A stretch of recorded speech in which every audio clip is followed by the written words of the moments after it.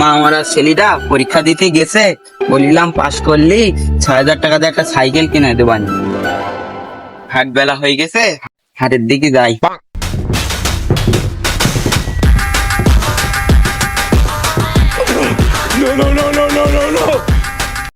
আব্বা বাবা তোর কি হয়েছে? তোর এত খুশি খুশি লাগবে? মনে হয় রেজাল্ট ভালো হয়েছে বল।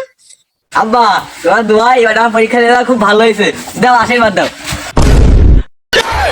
এই মধ্যে তুই স্কুল থেকে তোর পকেটে সিগারেট কেন? আব্বা আমিও খাই না আব্বা, ওই কলাতে খসখসে দিল তাই এক দোকান দিলাম। যাই হোক ওইসব বাদ দিলাম, তোর নাই যে রেজাল্টের দিন দে, তোর পরীক্ষার খাতাটা দে।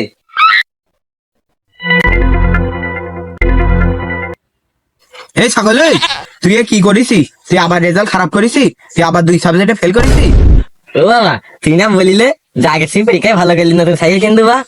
এই সকলে তোর কি মনে আছে তুই পরীক্ষায় ভালো রেজাল্ট করিস? আগের বার নয় 5টায় ফেল করিলাম, এবার আমি 2টোই ফেল করেছি, তাই না আমি এবার খুব ভালো করেছি।